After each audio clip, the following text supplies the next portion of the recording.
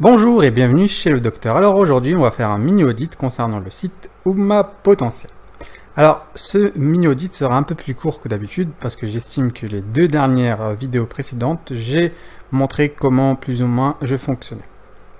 Alors là, mis à part quelques petits soucis au niveau du contenu, un problème de SSL, un problème de certificat, il faut forcer tout simplement tous les contenus envoyés par le serveur de passer par le fameux HTTPS. Là, ici, on voit qu'on a un problème de contenu. Donc, on a du HTTP et du HTTPS qui se mélangent. Cette correction se fait assez simplement avec un plugin WordPress. Donc, je ne vais pas m'attarder sur les défauts du site. Ils sont à peu près classiques. Je vais envoyer le fichier, le mini-rapport sur Google. Donc, c'est à peu près la même chose qui s'est passé aux deux dernières vidéos. À savoir, il manque le pixel Facebook, il y a quelques problèmes d'indexation, et aussi la chaîne YouTube n'existe pas vraiment. Donc je vous conseille d'avoir une chaîne YouTube, c'est très bien pour votre référencement, c'est très bien pour avoir une stratégie. Je m'attarde ici un peu plus sur le contenu et la stratégie du contenu justement. Ce blog montre bien en fait tout ce qu'il faut faire et ne pas faire en termes de stratégie de contenu. Avant même d'aborder le sujet du contenu précisément, je vais simplement remonter un peu en arrière et essayer de comprendre avec vous le principal objectif de notre blog, de notre site internet. L'idée, c'est d'avoir du trafic pour ensuite, après, vendre nos produits ou nos services. Mais avant tout, il nous faut du trafic. Des gens qui viennent des moteurs de recherche, qui cliquent sur notre site, qui nous découvrent et ensuite qui découvrent nos offres, etc. Un moteur de recherche, c'est tout simplement un outil qui permet aux gens d'avoir une réponse à leurs besoins. Il faut vraiment comprendre ce principe.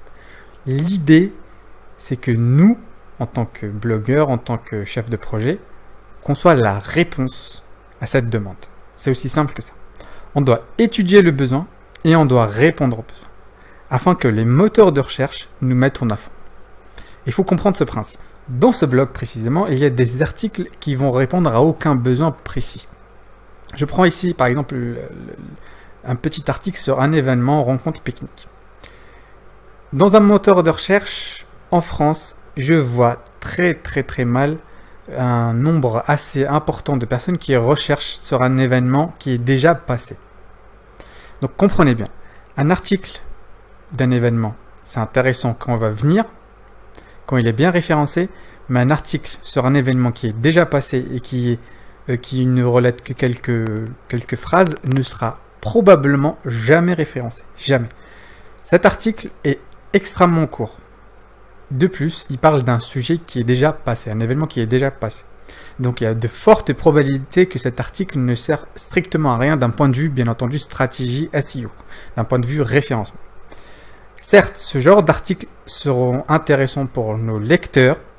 D'ailleurs, c'est notre point de vue, c'est notre approche. C'est bien d'avoir des articles spécialement pour nos lecteurs et c'est bien aussi d'avoir des articles pour le référencement, pour les moteurs de recherche, pour être vus et reconnus. Donc, d'un point de vue technique, cet article peut être facilement désindexé. Encore une fois, pour faire simple, si on a beaucoup d'articles, mais ces articles ne nous rapportent pas vraiment du trafic, il serait préférable de les désindexer. C'est tout simplement des encres qui nous font couler tout simplement notre projet. Il faut qu'on soit le plus précis possible, le plus clair possible. Donc cet article, s'il ne rapporte pas du trafic, il serait préférable de le désindexer. Pareil pour cet article. C'est une interview concernant une personne. Ça peut être intéressant si on recible bien nos mots-clés. Je le sais ici, cet article ne sera pas facilement référençable parce que l'URL, la structure de l'URL est un peu confus. Donc on a une interview d'une personne qui est en coach développement personnel. Il serait préférable de restructurer l'URL et de viser un ou deux mots-clés. De manière générale, l'URL doit être le plus court possible. Donc cette URL doit être la plus courte possible. Donc cet article peut être intéressant, peut être référencé, mais il faut revoir la stratégie. Qu'est-ce qu'on vise vraiment? Est-ce qu'on vise la personne qu'on interviewe? Donc on va mettre l'accent sur la personne. Est-ce qu'on vise le développement personnel? Donc on va mettre l'accent sur le développement personnel. Mais là, ce qu'on vise, c'est vraiment quelque chose de un peu trop spécifique. Donc c'est l'interview d'une personne sur un développement personnel. C'est un peu trop spécifique et je crains qu'en termes de volume de recherche, ça sera en dessous de nos objectifs tout simplement. Donc cet article aussi, si on étudie les statistiques, s'il ne rapporte pas beaucoup de trafic, il serait préférable de le désindexer. Maintenant, on va s'intéresser aux articles qui sont bien structurés et bien pensés pour une stratégie de référencement.